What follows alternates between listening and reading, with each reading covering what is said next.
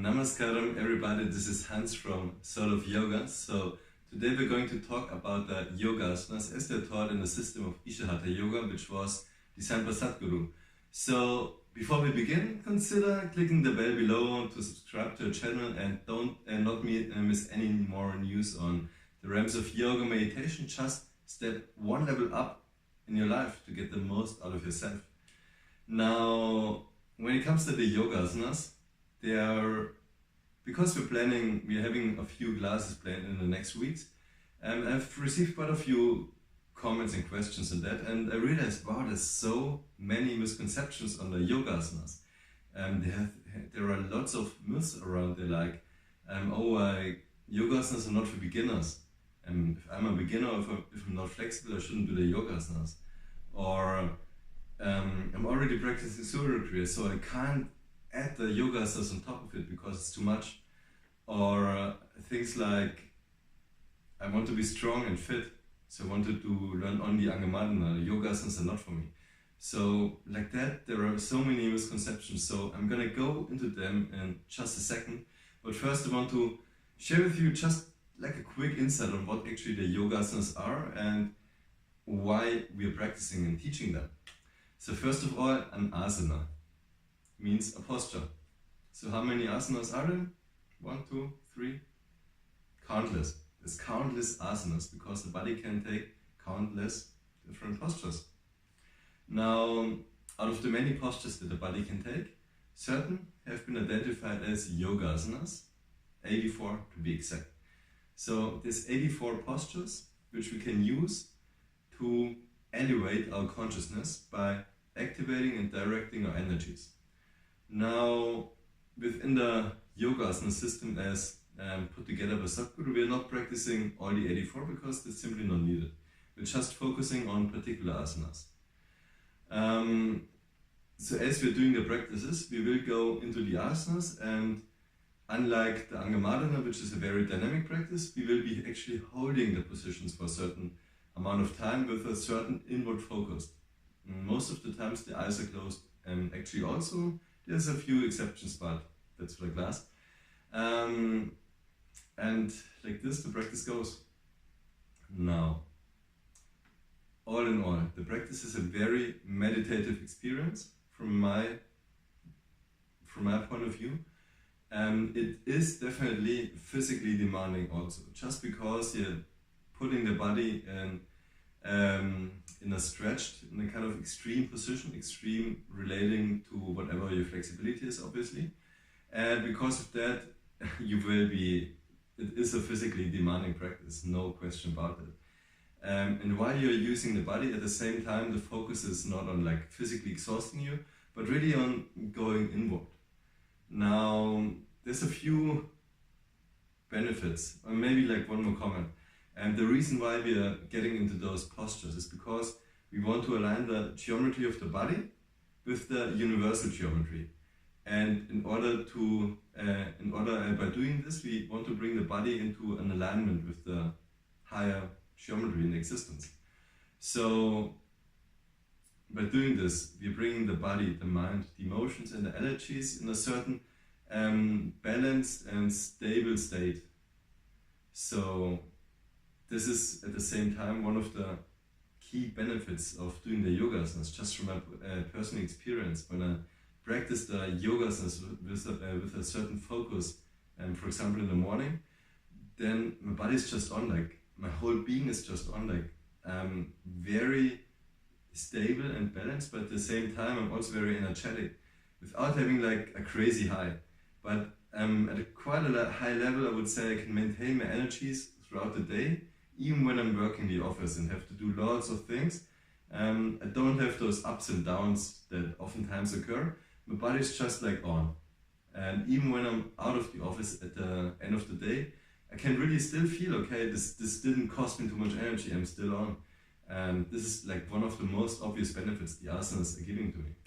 Another thing which I noticed, because the Yogasanas, one idea is to prepare the body for higher and deeper states of meditation. And I'm noticing now that I've practiced the asanas for some time, I actually started yoga without any like Hatha Yoga in the beginning. I just went into Pranayama, Kriya, Yoga, meditation.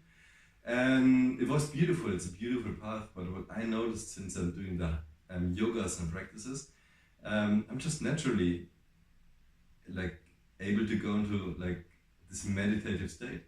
Back then I had to like close my eyes and work myself into the state. Now I don't have to like work myself into that so much, especially when I do the asanas and then sit down with my eyes closed. I'm already there. I don't have to like try to meditate. I'm already meditative.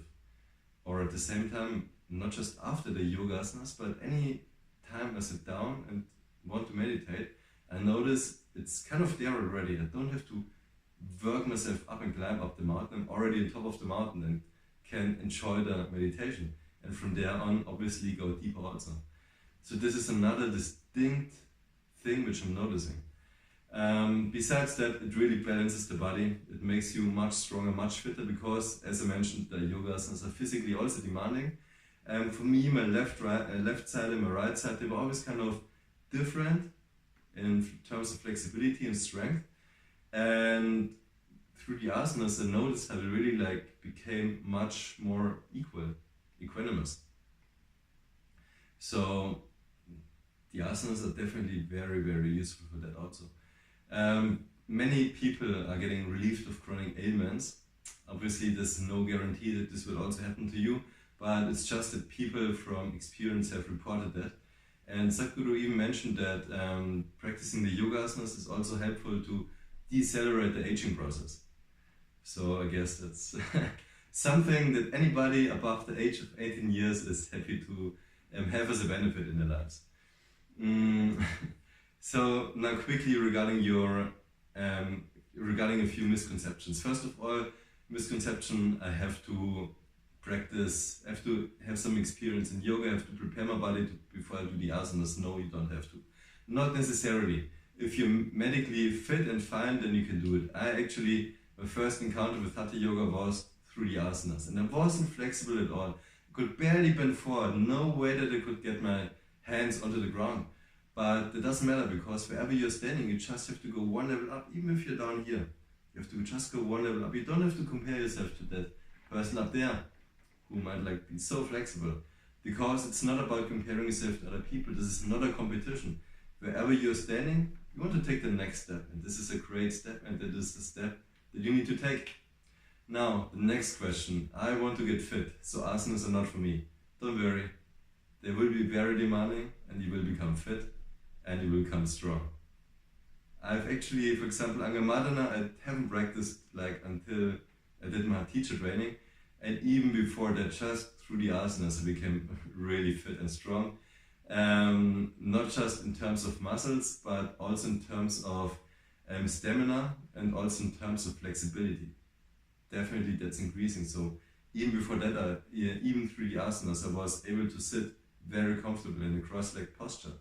And not just that it loosened up my lower limbs, also through a few of the postures we're doing with the asanas, my whole upper body became very stable and at ease, so I could really sit very comfortably. This is just for another benefit. Other people are saying maybe, oh, I don't have time anymore because I'm now doing a Surya Kriya, and this is like, I can't add any more minutes to the day.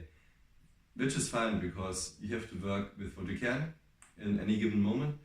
But consider this: personally, what I'm doing, because also I have other practices and I'm also crazily busy, so I'm alternating the practices between days. So on one day I would practice Surya Kriya, next day I would practice the Yogasanas, then again the Surya Kriya, and then the next day Yogasanas. So I'm always alternating them between the days. Obviously you can do everything on one day, but you don't have to. You can also alternate them between the days, and then you can still get the benefits from both practice, because they're very complementary. Yeah. So I hope this were like the most burning questions and points on the asanas which I could cover right now. I can personally, from my experience, really tell you I love them. They are my favorite practice of all the Hatha Yoga practices I'm doing, and this just reminds me actually of one of our students, Elias. Thank you for being such a leading example. He wrote me after like 10 days of him learning the practices: Hans, the asanas are amazing. it's incredible how I can already feel so many benefits through the practice in such a short time. So yeah, I can really recommend you learning them. I love the practice there. It's just great. It gives you a lot of benefits, and on many different levels, be it physical, be it mental, and be it like really energetically, on an energy level, and also when it comes to transcending your whole being. So I hope this was helpful. I'm gonna talk to you soon and wish you a wonderful time.